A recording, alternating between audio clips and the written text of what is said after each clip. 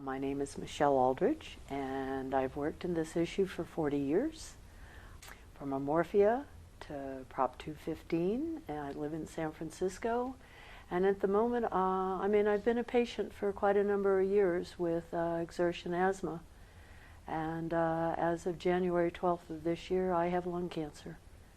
And so I'm taking the Rick Simpson oil, made a little bit different way. A lot of people are making it nowadays. And so I'm doing that. And my last CAT scan proved that I also did 4 chemos. And my last CAT scan, the tumor is down 50%, and they think that the lymph nodes have disappeared. Awesome. They think that the cancer's gone from them. So I'm saying it's a combination, because I'm also doing nutrition, like Donald Abrams has said to do, and I'm also doing acupuncture. So I'm doing an integrative approach, as they want to call it. I think that's particularly important for patients to hear what you just said. Yes. About the importance that it's not just the cannabis. Cannabis is vitally important, Oh, but it's wonderful. nutrition is also You an do it important part. all. And one of the hardest things is with the chemotherapy is eating, because nothing tastes good. And so he also gave me a diet that I've lost 20 pounds in, that it's not everybody likes it, but I want to save my life, and that makes the difference. It's no sugar, no dairy, no meat, chicken maybe once a month, fish a lot, a lot, no alcohol, no wheat. So that doesn't leave much except a lot of fresh vegetables and a lot of fish.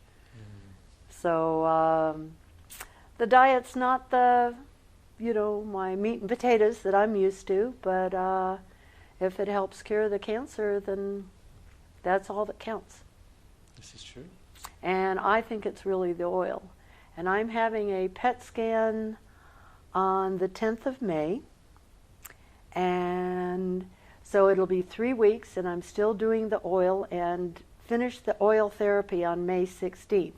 So I want to make sure that those 3 weeks show that there's more than half of the tumor is gone more, and it won't be from the chemo, it'll be from the oil. And let my surgeon know that, and let him take less of my lung than he thought he was going to. Well, I have to tell you, I have met and I have spoken to so many people with lung cancer, and they're not as radiant as you are right now. I have to tell you, you have a spark in your eyes, and you're very much alive, and I love to see that. Oh, it's an amazing experience. It's something that, it's like I stopped smoking 15 years ago, and all I did was smoke marijuana. And I think they said that I had had the cancer for about 1.5 years.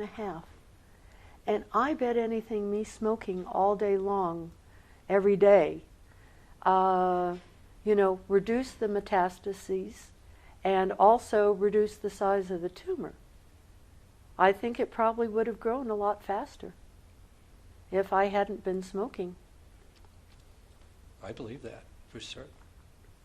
And so I think that I'm supposed to prove that this oil works, because I have all the background. I let them do every single test that they wanted to do, and they did it, believe me. What does your doctor say about you using the oil? My oncologist was trained by Donald Abrams. Donald Abrams was trained by Andrew Weil. And Andrew I've known for 40 years. Donald I've only known for 20. And my oncologist says anything you want to do.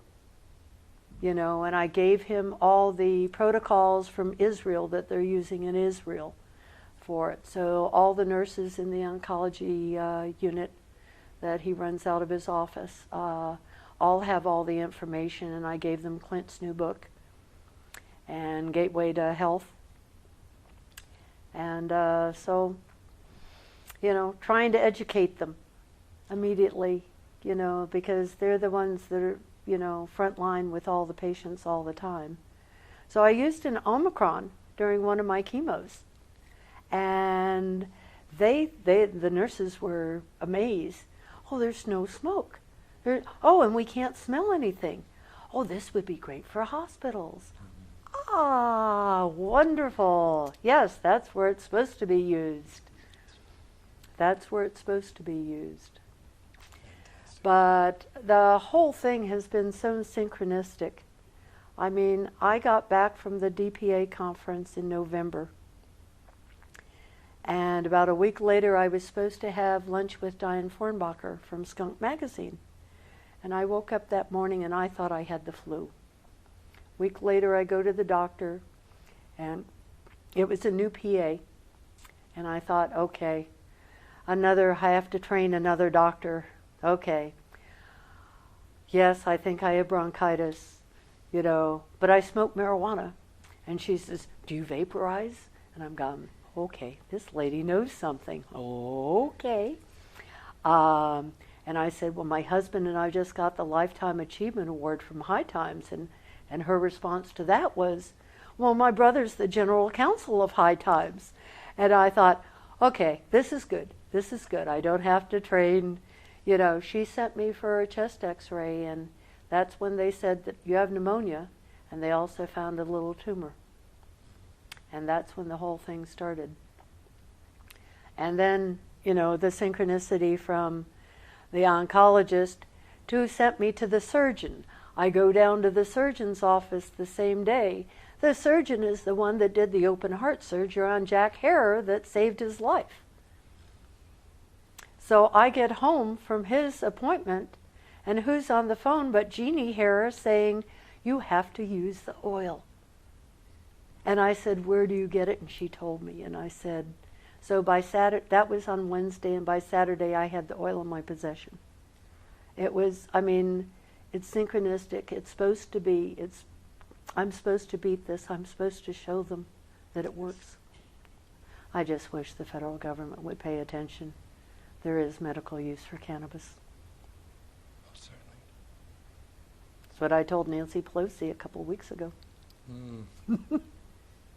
People can talk in a third person about issues, and that's important. Oh, and yeah. You can educate in so many ways, but nothing touches people's hearts when we speak in first person. Exactly. When you it's first person, it suddenly becomes real, because now you're speaking with someone who is a participant in that particular scenario. I held it Nancy Pelosi's hands, and I said, Nancy, I have lung cancer.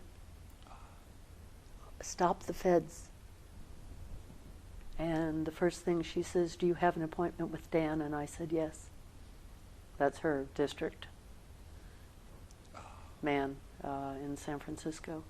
So the Congress people are starting to pay attention. She's having Sam Farr investigate the DOJ of why they're doing this. She's having Pete Stark investigate the IRS and why they're doing this. So she's going to start putting together a committee to find out why they're doing this at this time. They shouldn't be. We're regulating. We're acting like a good industry. There's bad apples, but there's bad apples in everything. A lot of people are being helped too. There's an awful lot of people being helped. One of my girlfriends, she's 75 years old, came to my husband's birthday party, and they passed out little pieces of brownie and snacks for the party. And she took one home, and she had it before she went to bed. She called me in about a week. She says, how do I become a member? I want to take this to make me sleep at night. She says, that's the best sleep I've had in ages. And that's why seniors really need cannabis. Most certainly. And one of these days, we'll do it.